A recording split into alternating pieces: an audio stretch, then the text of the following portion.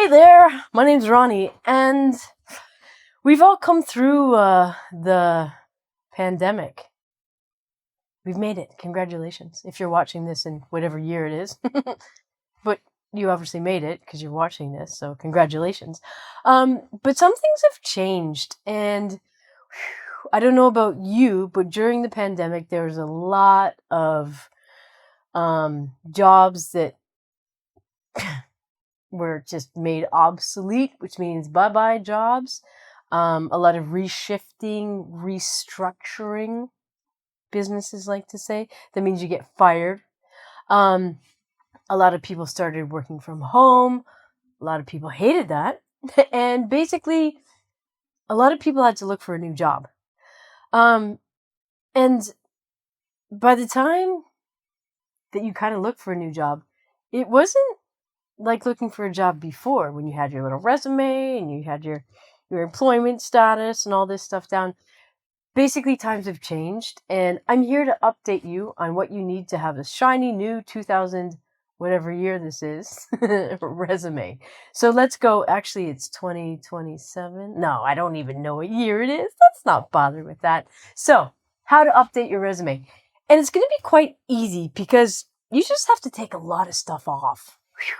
You don't have to change it too much. And honestly, I think resumes are kind of stupid. Like, you have to put this here, and then you have to put this here. Why can't I put it at the top and then this at the bottom? People are like, oh no, do you know what? This person's put their education before their work experience, so they're just not going to get the job. We're not even going to consider them.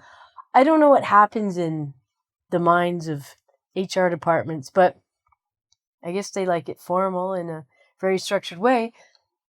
But then when I look on templates, which means like an easy fill-in thing you can get on Google or Yahoo or whatever, they have a different format. So I'm really confused. I'm just like, just make your own. But don't put these things on it, okay? There you go. Choose a format you like, one you're comfortable with, one that's free. And go and get that job. A really good tip that I can tell you is during the pandemic, a lot of us were kind of doing our old jobs and we didn't have any skills updated as conferences because we couldn't go to them. But all of your virtual meetings that you sat through, oh God, were they so boring? Anyways, you can put those on your resume to update your skills section. Like, oh, I did a webinar on customer service for, I don't know, COVID violations and all this. Anything that you've done as a webinar or anything online, courses that you took, maybe you upgraded some things, don't forget to put that in your resume because it shows that you've still been active during COVID. You weren't just sitting in your pajamas all day drinking wine from a teacup. No, you were doing the webinar, okay? Stay with me here. So, update your resume. First of all, guess what? You're not allowed to put your address because nobody's going to come to your house. Oh, and make sure you're not working. Never put your address. You don't want your boss to come to your house and say, hey, I thought you were sick today, but you're not home. So please, please, please remove your address. You are allowed to put your city, apparently, and or your country. But because a lot of our jobs now are remote, we don't even need this. So what you're going to put, obviously, hey, we're allowed to write our names. That's fun. And you can put your email address. Just put one, okay? And make sure it's not a silly address that has, I don't know, I like to drive cars naked at gmail.com. Make sure your email is a little bit professional. Go on to Gmail and get a new one that says, I'm a professional. This is my email at gmail.com. Name, Gmail. If you have LinkedIn, put that, a link to your LinkedIn. Make sure it works. Don't put your Facebook. Don't put your Instagram unless it's part of your business. Because nobody wants to see you and your 10 friends going tobogganing with lollipops. No, I want to see that. Send them to me. I want to see your lollipop tobogganing Instagram posts, okay? That's just me. Don't send them to your boss. So all you need, take out your address, put in your name and your email address. This is an important one too. If you've been working at the same company for a long time and now you're decide, oh, guess what? I'm going to get a new job. Anything over 15 years old, so back in, I don't know, high school or back in university, basically after the year 2000, forget about it. 2010, you're doing well. So anything past 2010, you can keep on your resume. It's just not relevant.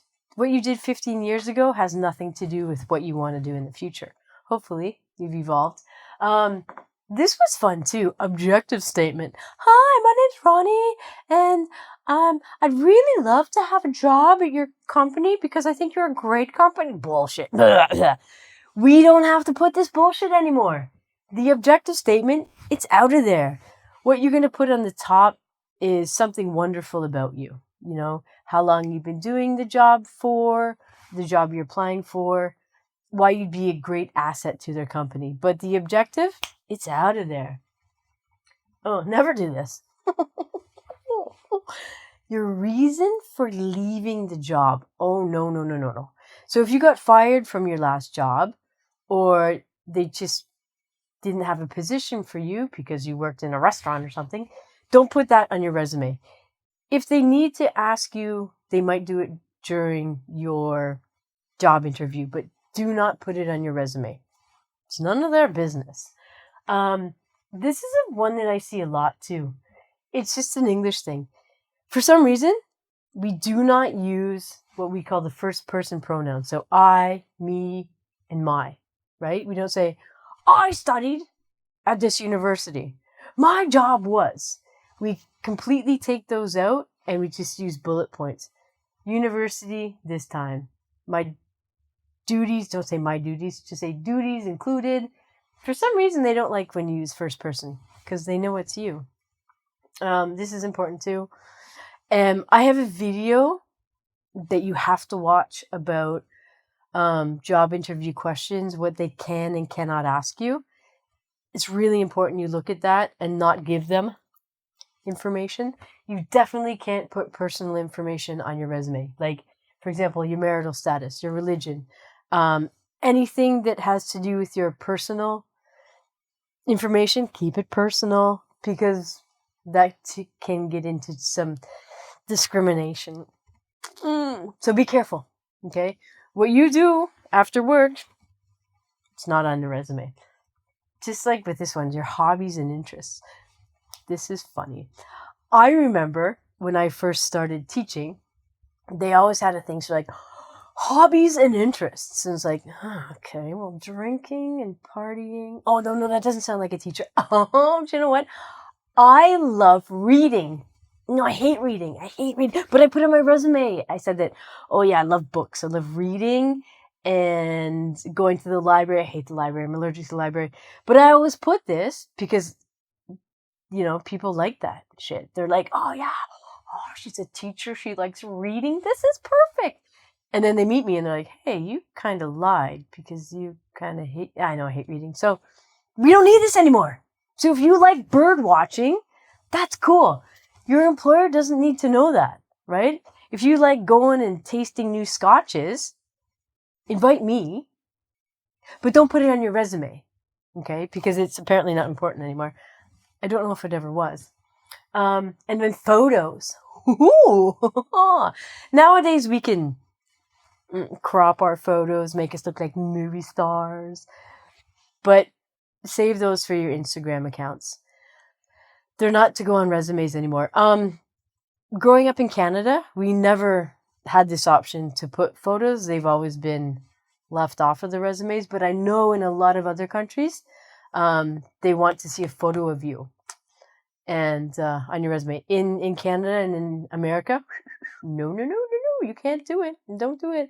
So good luck. Always remember to make you seem like the best you ever can be or ever will be in a job interview and on a resume. Make sure you have no grammatical or spelling errors on your... I've done that. I'm guilty of that. I'm a teacher. I'm an English teacher. And I have found, after I typed out my resume, there's a spelling mistake. I have to do it again.